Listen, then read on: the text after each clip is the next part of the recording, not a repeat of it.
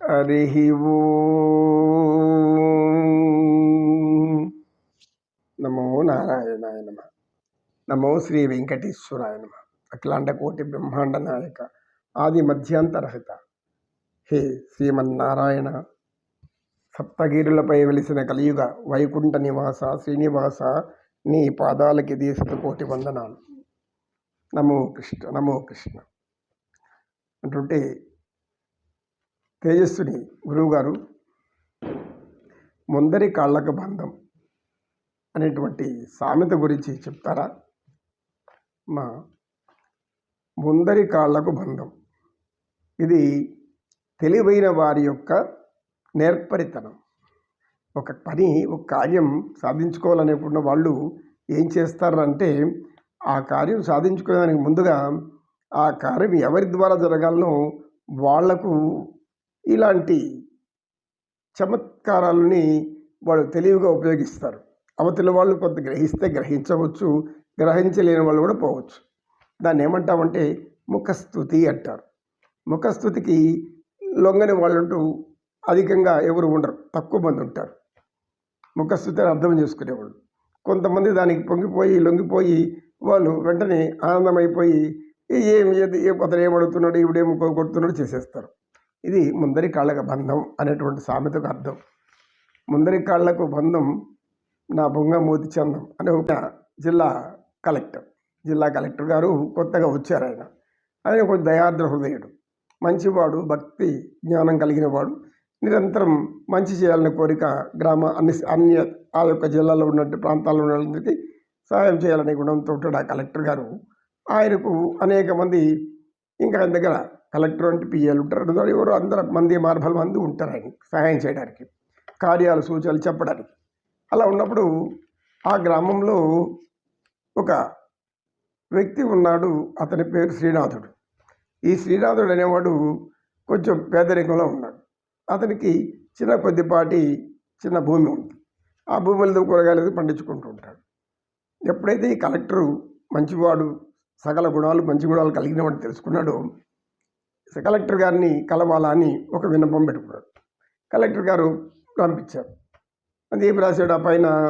ఓం నమో నారాయణాయ నమః, కరుణించి నాకు మీ యొక్క దర్శన భాగ్యం ఇవ్వండి.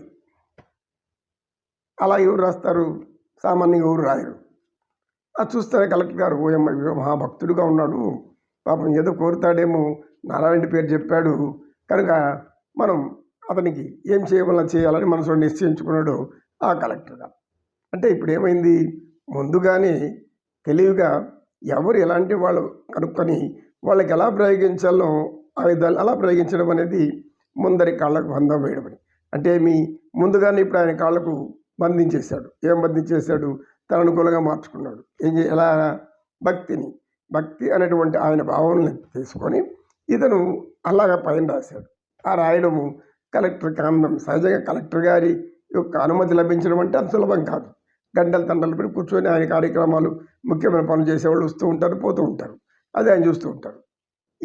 ఈ యొక్క ఉత్తరం చూడగానే వెంటనే పిలిపించు అన్నారు. లోపలికి వెళ్ళాడు. వెళుతూనే లోపలికి వెళ్ళగానే శ్రీ మహాశయ శ్రీమాన్ జిల్లా కలెక్టర్ గారి దివ్య దేహ సౌందర్యానికి, దివ్య నేత్రాలకు, నాయన యొక్క దివ్య చిరునవ్వులకు నా శతకోటి వందనాలు అన్నాడు. ఇంత పొగడం అవసరమా అని ఆయన కూడా కలెక్టర్, వీడు మా భక్తితో ఇంత పొగడేస్తున్నాడు అన్నాడు.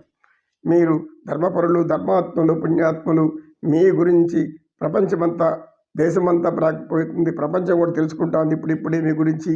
కనుక మీరు దయ ఉంచి నా మీద కరుణ ఉంచి నేను చెప్పినది వింటారని అనుకుంటున్నాను. అంటే ఏం కోరుతాడో తెలియదు, ఏం అడగతాడో తెలియదు, చెప్పేశాడు అంత ఒకే మాటలు. ఆయన మరి ఇంత గొప్పగా ప్రార్థిస్తున్నాడు అని అనుకుంటున్నాడు మనసులో. మీరు ఎంతో దానవంతులు, దయావంతులు, అనేక పుణ్య కార్యక్రమాలు చేసిన వారు, అనేక మందికి సహాయం చేసిన వారు, మీ చేతికి వెముకలు లేకుండా మీరు అడిగినది ఇస్తుంటారని విన్నాను నేను. ఓహో, ఇది కూడా ఉందా నన్ను ఈ మాట అనుకుంటున్నారా? ఆహాహా, సరే, ఇది ఇప్పుడు నాకు తెలుస్తుంది. నీకేం కావాలో చెప్పు. ఏమీ లేదు, నాకు ఒక చిన్న భూమి ఉంది, అటు పక్కనే కొంచెం ప్రభుత్వ స్థలం ఉంది, అది ఇస్తే నేను దాన్ని కలుపుకొని కూరగాయలు పండించుకొని నా భార్య బిడ్డలు పోషించుకుంటాను అని అన్నాడు. భూమి ప్రభుత్వం ఉంది, కొంత ఉంది, నీ పొలం పక్కనే ఉంది, నువ్వు దాన్ని పట్టాలి, అంతే కదా, పో తీసుకో అని పిఎని పిలిచాడు. ఇతనికి అదేదో ఉందంట, మళ్ళీ రెవెన్యూ ఆఫీసర్ తాలూకా ఆఫీసర్ని పిలిపించి ఆ యొక్క తహసీల్దార్ని వాళ్ళు ఎవరో అతనికి దాన్ని స్వాధీనం చేశాడు అని వెంటనే తెచ్చిన లెటర్ మీద ఒక కాగితం రాసుకొని వచ్చాడు. అట్లా రాసుకొచ్చాడు, అన్ని ఆయన పొగడతా పొగడతా పొగడతా చివరగా 4 వాక్యాలు రాశాడు. నా భూమి పక్కన ఒక చిన్న భూమి ఉంది, కొంచెం అది కలుపుకుంటే నీకు పంటలు పండించుకుంటాను, ఆ భార్య బిడ్డలు పోషించుకుంటాను, మీ పేరు చెప్పుకుంటాను, మీ పేరు తరతరాల చూస్తుంది నిలిచిపోతుంది, మీరు గొప్ప పుణ్యాత్ములని ధర్మాత్ములని, అందుకని నాకు దయచేసి ఈ యొక్క నా విన్నపాన్ని మీరు మన్నించవలెను, దయతో కరుణతో ప్రేమతో దేవుని యొక్క భక్తితో, భగవంతుడి పేరు చెప్తా వాళ్ళు ఉంటారు. ఇలా చేశాడు. ఇలా చేసేసరికి ఆయన వెంటనే పచ్చ పెన్ను ఎత్తుకొని రాసేసి ఇచ్చేయండి ఇతనికి అన్నాను. సరే ఇంకేం చేస్తారు అధికారి, ఆయన చెప్పిన మాట వినాలి, అది అన్ని ఉత్తర్వులు జారీ చేస్తారు. ఇలా ఎక్కడికైనా ఎవరైనా నేను పని చేసుకోవాలని పోయినప్పుడు ఈ యొక్క ముందు ముఖస్థుతి అనేది చేసామంటే అది ముందరగాళ్ళకి బంధంలాగా మారిపోయి వాళ్ళకి కాదనే స్థితి ఉండదు, వాళ్ళకి కాదనే స్థితిలోకి పోలేదు వాళ్ళ మనసు కూడా. ఎందుకు? ఆ యొక్క అడుగునే విధానము, అతని మాటలు, అతని చూపులు, ఈ యొక్క శరీరం యొక్క అనేక హావభావాలు, వంపులు తిరిగి సొంపులు తిరిగి ఆయన్ని దేవుడు మరగా పైకెత్తేస్తే ఎవరేం గమ్మునుంటారు? ఎవరైనా చేయాల్సిందే. దీన్ని ముందరి కాళ్ళకు బంధము అంటారు. అంటే ఒక పనిని సాధించాలనుకున్నప్పుడు వారిని ఆ పని చెయ్యను అని అనుకుంటా వారు చేసుకునేలాగా చేసుకోవడమే ముందరి కాళ్ళకు బంధం తల్లి. ఇది చిన్న నీతి సూత్రం మనకు.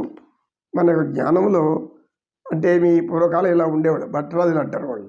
భట్టరాజులు అంటే అనేక విధాలుగా పొగుడుతూ ఉంటారు.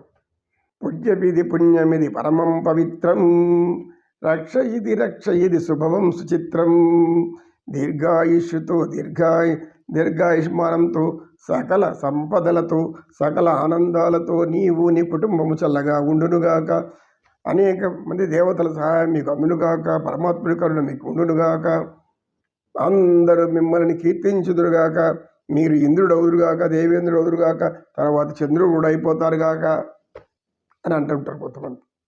అప్పుడు అంతకేం చేస్తారు, లొంగకుండా లొంగిపోతారు. ఎవరో కొంతమంది జ్ఞానం ఉండేవాళ్ళు, ఓహో ఏదో మనల్ని పంటె కొట్టించి ఏదో మన దగ్గర లాక్కోవడానికి వచ్చేదని కొంతమంది మాత్రం తెలుసుకుంటారు. నమో కృష్ణ, నమో కృష్ణ, కృష్ణం వందే జగద్గురుం.